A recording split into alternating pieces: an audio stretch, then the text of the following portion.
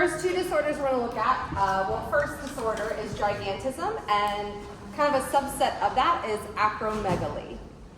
Who remembers what acromegaly translates to? Yeah. Acro is like extremity of the body, and megaly is like abnormal health. Yes, mega, large, right?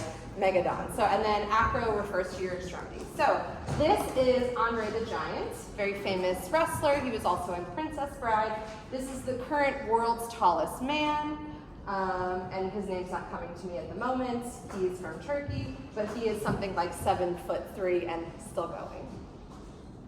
So, this is caused by a benign tumor in the anterior pituitary. So what are we releasing large amounts of here? Yeah. So growth hormone, it's not necessarily causing everything to get bigger. It's only specific parts. Your long bones. So your long bones are the bones in your limbs, your legs and your arms. They're going to get longer and longer. And that's typically what leads to your height. You're also going to have enlargement in your joints. And that's, referring to those extremities, the joints in your fingers, your knees, your jaw. So the biggest thing here is it's going to cause back problems because your spine is not necessarily going to grow at the same pace. And it's also very hard for your torso to support like the height that you have. So when you see, I remember his name. When you see him, videos of him, he has like front canes to help walking because he has to support some of his weight in his arms because his back just literally can't hold himself up. And then heart failure is super common as well. There's just so many miles of blood vessels that it's really difficult for the heart to keep up. Okay, so he is currently alive. I believe he's in his either late 20s or early 30s. 50s, 60s maybe. Yeah. Andre the Giant lived pretty long. All right, moving into some thyroid issues. We're going to focus a lot on the thyroid, and then we'll focus a lot on the pancreas. So thyroid gland releases T3 and T4. They're named as such. T3 has 3 iodine atoms, so triiodothyronine. Thyroxine has 4 iodine atoms. So iodine is really important in the formation of these hormones, so it's important for thyroid health.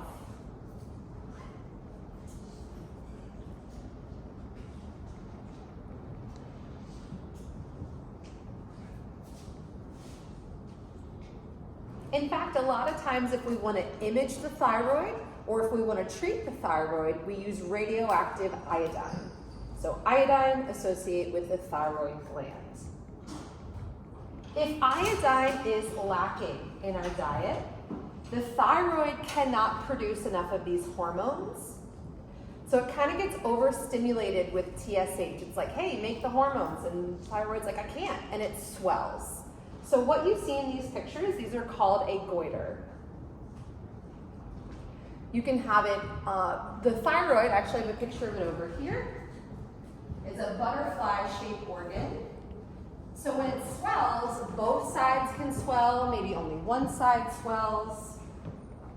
So these are 2 versions of goiters that you can see.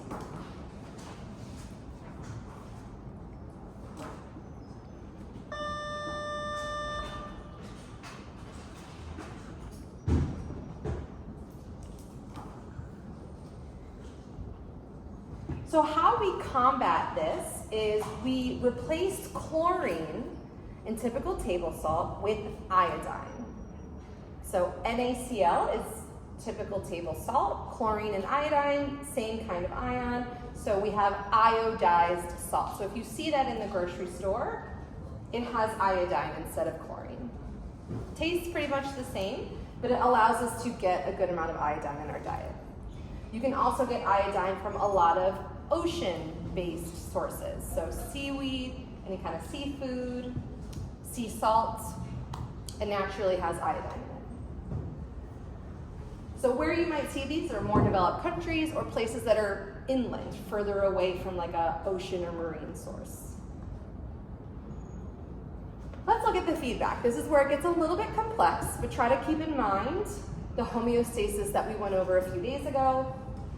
There's this strong feedback loop between the anterior pituitary gland, which releases TSH, and T4, which is being released by the thyroid. This is their relationship. Take a moment to kind of sketch this out for yourself. It's going to help as we get into hypo and hyperthyroidism.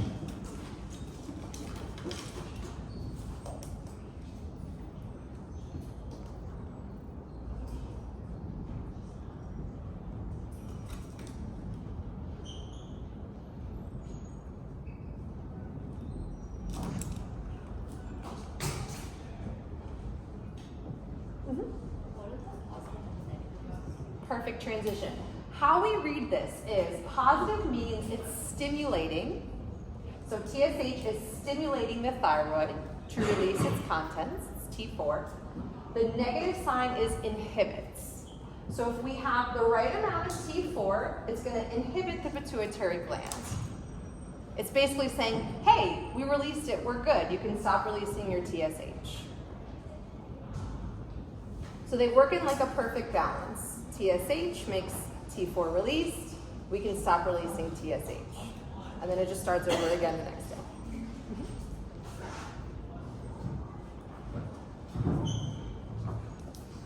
So, TSH stimulates the thyroid to make T4, and that's what cuts off TSH. If there is no iodine, T3, T4 cannot be made, so the feedback loop is not suppressed.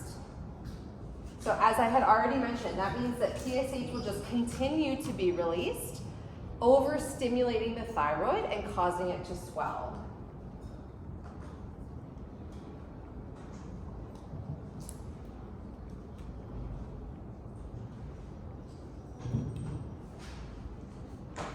So we need T4 to be made in order to inhibit further release of TSH. Yeah.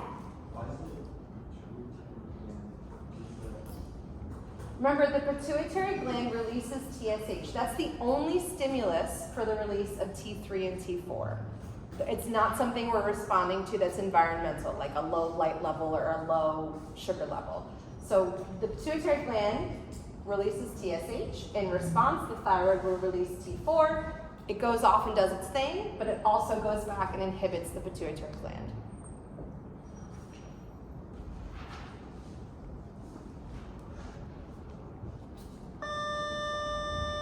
Okay? So we'll be using this feedback loop when we talk about hyper and hypothyroidism. So hypo typically is associated with something called Hashimoto's disease. Some symptoms on the right side of the screen: puffy face, slow heartbeat. Think about, we have lower levels of those metabolic hormones: fatigue, sluggishness, weight gain, possibly a goiter with both.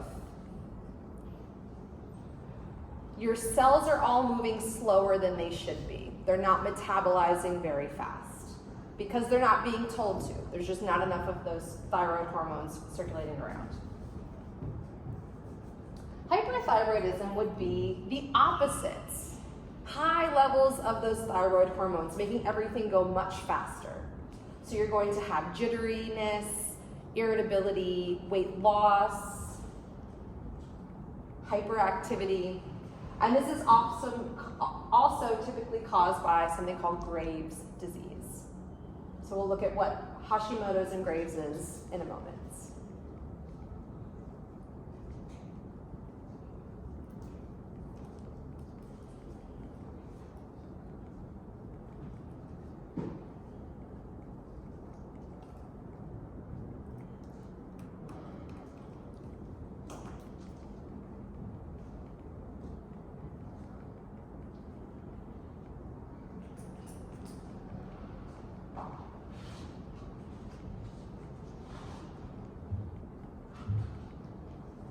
Another big thing with hyperthyroidism and Graves' disease is bulging eyes. So we'll look at that in a moment. These are named after scientists that first discovered the antibodies associated with the diseases. So let's take a look. Oh, before we go into that, what in general is an autoimmune disease? What does that mean? Autoimmune. Yeah. Something that affects your immune system. Sometimes it is a direct attack on your immune system. In many cases, though, Mia? I would say it's more like when your immune system attacks your own body. Yes, exactly. So one of the biggest ways we can tell we have an autoimmune disease is the presence of certain antibodies.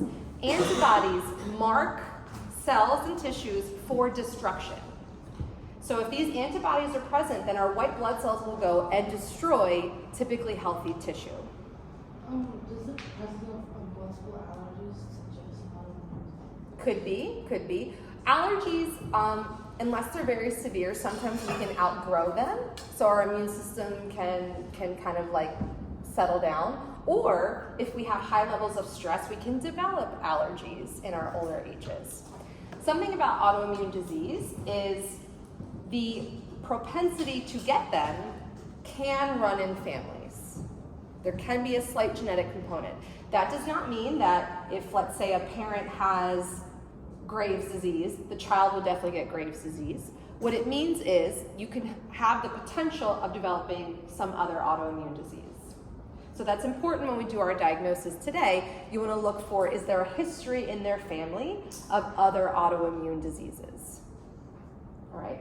And then there's certain diet and behavioral things that you can do to try to alleviate it or that might cause it to come on even stronger.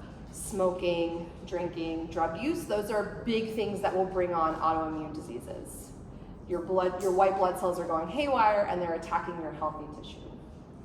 Okay, cool. So that's going to be a general trend we will see amongst a lot of systems. So here comes a lot of letters thrown at you. You don't need to copy like everything word for word, but what I want you to do is associate. These are the names of the antibodies that would be present or in elevated amounts in the blood of someone that was suffering from Graves' disease. So TRAB and TSI. So what they're doing is they're going to bond to the same places that TSH would typically bond, which means you're stimulating your thyroid to release more hormone, more than we usually would. So it's like they're turning on the light switch over and over again, even though TSH is not doing that.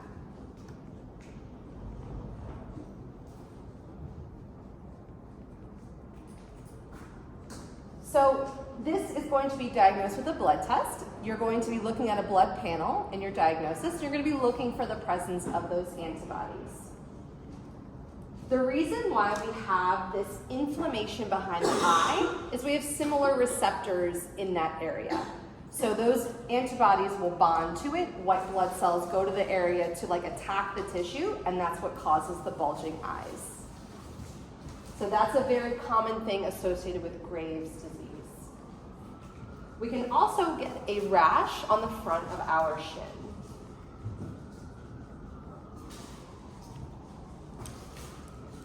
Yeah? T3, T4. Yes, exactly. So what you'll see, what they usually measure in a blood test is free T4. It's just the easier one to pick up in a blood test. But T3 and T4 are both the thyroid hormones. So yeah, these things are going to bond to the site where TSH normally bonds, which means the thyroid thinks it's getting the sign to send out more T3 and T4. Okay. There's that dermal pattern. Hashimoto's, slightly different mode, but we still have a type of antibody present. So we have TPO-AB or TG-AB. AB just means antibody, so you're going to see that at the end of a lot of these.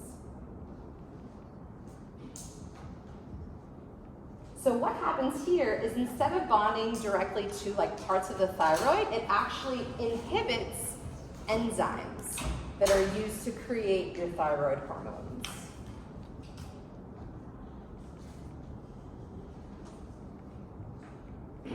So I'll say that again. These antibodies go in, they're going to bind to active sites of the enzyme. So they're inhibiting the enzyme, so there is no production of T3, T4.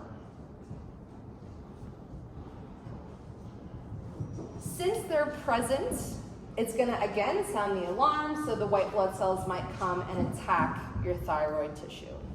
So not only is it blocking the T3, T4 from being made, but it's also destroying your thyroid gland, potentially. So again, we're going to diagnose this with a blood test. We will see the presence of TPO-AB or TG-AB. I will say, and I have to do more research on this, Hashimoto's is very common in women, especially premenopausal women, so mid-30s and up. And you can have Hashimoto's, like you can be diagnosed with this because your antibodies are there, but it might not necessarily progress to hypothyroidism yet. And that's me. I actually, last year, we detected the presence of these antibodies, and I've been taking certain supplements to try to keep my thyroid health going. And when I did the blood test this year, the antibodies were way down. So that was like a good sign. And my thyroid levels were normal. But it's like, as soon as I said it out loud, my feed was like, Hashimoto's, you know, because they're always listening. And then I find other people, I'm like, you have it, me too, yes. You know. All right, so let's look at what we would expect the TSH and T4 levels to be with someone with each of these conditions. Remember how one stimulates the other and one allows for an inhibition of feedback. So if we have hyperthyroidism or hypothyroidism, you're going to say one of those is going to be high or low and the other will be high or low. So think about which would be high, is it inhibiting, is it not inhibiting, etc. Discuss with your partner and see if you can figure it out.